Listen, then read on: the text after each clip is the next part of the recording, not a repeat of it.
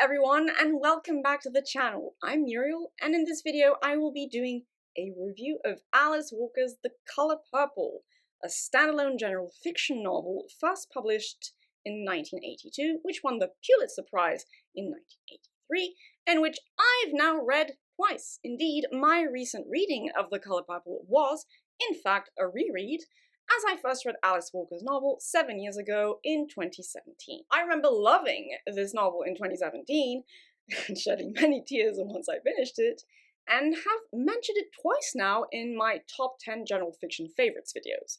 So that obviously meant I needed to read it, and I'm very glad I did, because I basically enjoyed The Color Purple just as much as I did the first time I read it, and it is furthermore the best standalone novel I reread this year as well. Additionally, and this is the main reason why I wanted to review it, Ms. Walker's novel counts, in my subjective opinion of course, as always, as a properly good example of feminist, or at the very least feminist-adjacent literature, though in deference to late Ms. Walker's preferences, I should perhaps call it womanist literature. Either way, I am most definitely always up for promoting that good shit. To give the briefest and spoiler-freest of synopses, The Color Purple centers on a black female character named Celie as she grows up and goes through, well, life.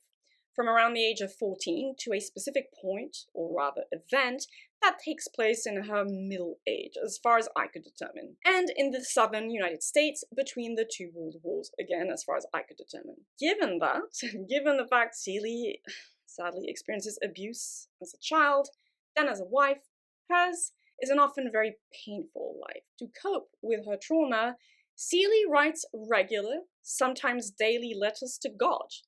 And these letters are what make up the narrative of Alice Walker's fairly heavy, dark, yes, but also, as I hope to show all of you with this review, beautiful and moving novel. The Color Purple thus qualifies as an epistolary novel of sorts, since every chapter is either a letter Celie writes to God, or a letter of a different kind I won't spoil.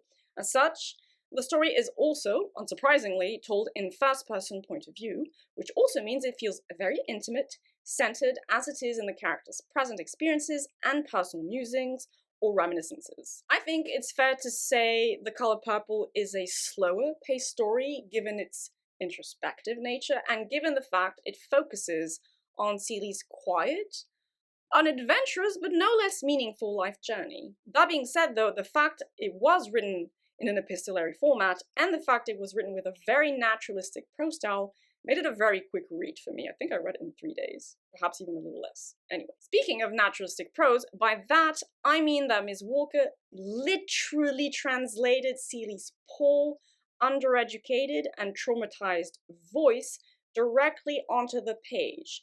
She then did this with another character, but I won't say more because, once again, spoilers. But so yes, there are spelling and grammar mistakes by design in Celie's voice, because what you are reading are the letters she personally writes to God in secret. I'm not always a fan of this stylistic approach, but here, I found it worked perfectly to give the text a raw and rich feeling of immediacy and poignancy. The book's opening chapter, and so Celie's first letter to God, probably stands as one of the best examples of the prose's effectiveness, as it introduces Celie and her voice to the reader right after she's been raped by her father. Putting aside my own CPTSD and the fact I'm now apparently more sensitive to trauma triggers, that opening hit me like a fucking truck. Holy shit. It's not that it was gratuitous in the slightest, to be clear, but more that Celie's pain, confusion, and crucially earnestness cut straight to my heart. And as an FYI, yes, content warnings for abuse of different kinds apply to The Color Purple, though nothing is ever stated too explicitly, and what happens in the book's opening chapter is arguably the worst it actually gets on the page. If only from a structural point of view, The Color Purple absolutely 100% counts as a character-driven story. It is, after all, told in first-person point of view, through very personal, heartfelt, and honest letters. That being said, I don't think Ms. Walker's novel has the deepest, character work I've ever seen in general fiction either, and I'd argue this is both a function of the fact it's on the shorter side of the novel length spectrum, it's under 300 pages, at least in my edition, and the fact it's pretty rich in terms of theming, which is obviously a plus in my book. Still, there is, yes, undoubtedly a good amount of character depth and introspection in The Color Purple, especially when it comes to Seeley and a couple of other characters. And as is often the case with such works of general fiction, most of the theming is realized through character work, introspection, and character relationships. Because yes, and beyond Seeley's own experiences and musings, The Color Purple's emotionality and related theming come through the development of the relationships between its main and secondary characters. The very fact of human connections, of human relationships, works as a theme in this book as well, but I'll come back to that shortly, and the book couldn't delve into the intricacies of emotions like grief, anger, or forgiveness the way it does without a decent handle on intra and inter-character psychology. I'll also add the novel has beautifully organic and seamless lesbian, bisexual, and to a lesser extent non-monogamous representation. Seeley, you come to learn, is a lesbian woman. Not that she ever uses that word herself, given her lack of education and access to the wider world. And the second most important relationship of the book is the one she develops with a woman named Shug Avery. Shug is short for sugar. A proud, high-spirited, and fiercely independent bisexual woman. As to non-monogamy, this isn't something I necessarily would have stressed on my own, but after seeing this point made by another reviewer, I'll admit it's true The Color Purple does feature a network of intimate relationships where the boundaries between platonic and non-platonic friendship or love are rather more fluid than I guess most people would be familiar or comfortable with. Maybe the fact I'm naturally a little fuzzy when it comes to this stuff made me extra blind to its noteworthiness, but either way, I thought I'd mention it for, completeness' sake. Like I said, a lot of theming is done through The Color Purple's character work. You all know I'm all about that sweet, sweet theming. I found so much emotionally impactful meaning and quiet food for thought in these pages, which I will now divide and go over in 4 distinct but ultimately all interrelated sub-themes. The Color Purple, to my mind, counts as an example of feminist, or womanist, you get the idea, fiction because of the very subtle, but no less present, way it engages with sex-based oppression and its intersection with race and class-based oppression.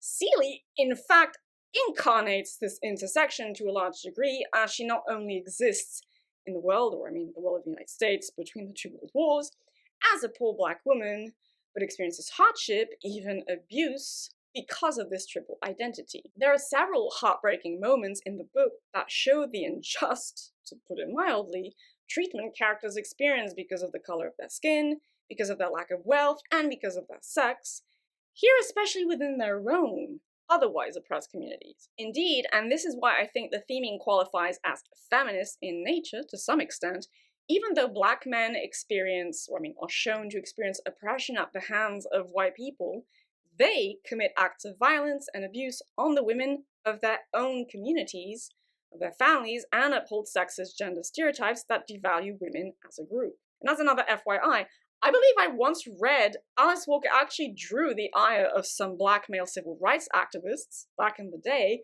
for her portrayal of domestic violence committed by a black husband. But, as always, don't hesitate to fact check me on this. Class solidarity has its limits, as it were, to the shock of some of the story's characters as well. Indeed, a friend of Seeley's expresses confusion when she learns she was raped by her own father, as she, the friend had thought until then such perversion only existed among white people. There is a fair bit of nuance in the way the story portrays oppression.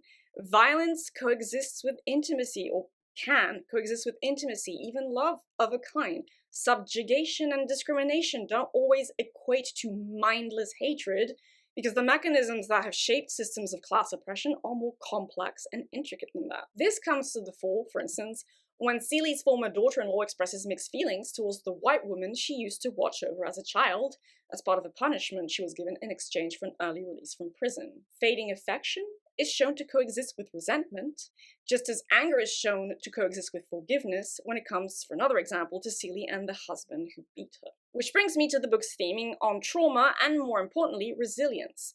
The Color Purple probably isn't the first book I'd recommend to someone looking to read about the experience of trauma, deriving from abuse, sexual abuse very much included, yet I still found its portrayal of trauma moving and relatable to a certain extent. Seeley is raped and impregnated a few times as an older child, then experiences domestic violence at the hands of her older husband, and all of this leads her to dissociate, to shut down even on an emotional level. I wouldn't have been able to acknowledge her experience as dissociation back in 2017, but that's exactly what it is. Seeley moves through life without seeing any of its colors, overt references very much intended here, I'll admit, nor feeling any of its subtle graces. For a long time, she largely exists in survival mode. She is so full of pain and shame, she can't even talk to God out loud, only write to him. Yet something inside of her endures. This is where resilience and healing come in. Through the bonds she weaves with others, the love and desire she experiences, and her own inner strength, Seeley slowly comes to experience the small joys and beauties of life, and accept that she cannot change what happened to her past self, only move on from it. This quiet dance between hardship, trauma, on a personal or community level, resilience and healing plays out to a lesser extent with other characters as well, such as Shug Avery, Seeley's lover, and even some of the male characters, such as Seeley's husband Albert. One scene in particular comes to mind, in which Seeley's son-in-law shares how he came to visit his lone and aging father, at a point in the story when Seeley has left him to live with Shug Avery, climbed into bed with him to sleep, held him with quiet love and care, and thereby felt, for the first time, true connection with him, in a way neither had ever experienced before. This rather short scene was not only very moving, but it, along with a couple other such scenes, also connect the book's theming on trauma and resilience back to that of oppression by showing, with a lot of nuance once again, how masculine socialization fosters emotional alienation and subsequent violence, hurting men themselves in the process. Then there is, quite simply, not that it's necessarily that simple, mind you, love and connection, especially in relation to healing from traumatic experiences. It's certainly a quiet theme, among other fairly subtle themes, and a pretty slow and quiet story, right? But I think it's undeniably there. Love as a process of connection and care, as a reason to carry on, grow, accept, forgive, and find meaning in life, permeates The Color Purple and the journey of its main characters. And it's here I should mention Nettie, without saying too much once again because spoilers. Nettie is Seeley's younger sister, and the platonic love of her life, if you will. It is to protect Nettie that Seeley marries her husband Albert when she's clearly way too young for it, and also she doesn't actually like him. It's not a good situation. And it is largely in the hopes of seeing her sister again someday. They become separated early on in the story, and Seeley loses track of her, that she carries on living, despite the alternating states of pain and numbness she experiences for a decent chunk of the book. There is also the more romantic love Seeley feels for Shug Avery, a woman whose strength of character progressively bolsters her own. Beyond that, however, Seeley comes to heal through a broader network of emotionally intimate and uplifting connections, friendships, most of them with other women.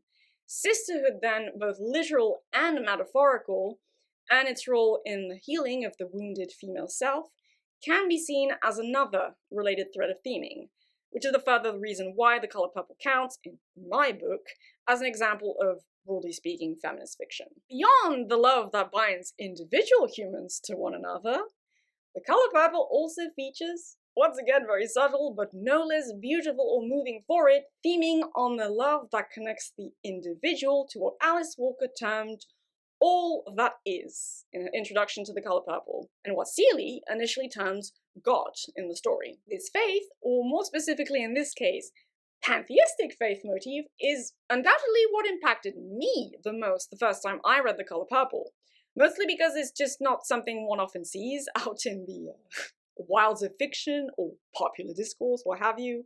And it's certainly not something I'd seen much of myself back in 2017. I think at the time, the main example I had was The Mists of Avalon. Though I've since then encountered this Yes, very personally appealing motif in other works of literature, chiefly Hollow Kingdom. Shout out to that amazing novel.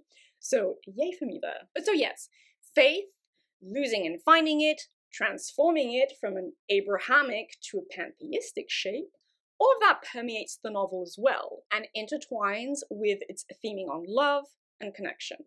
Because faith is connection and love of a kind in The Color Purple.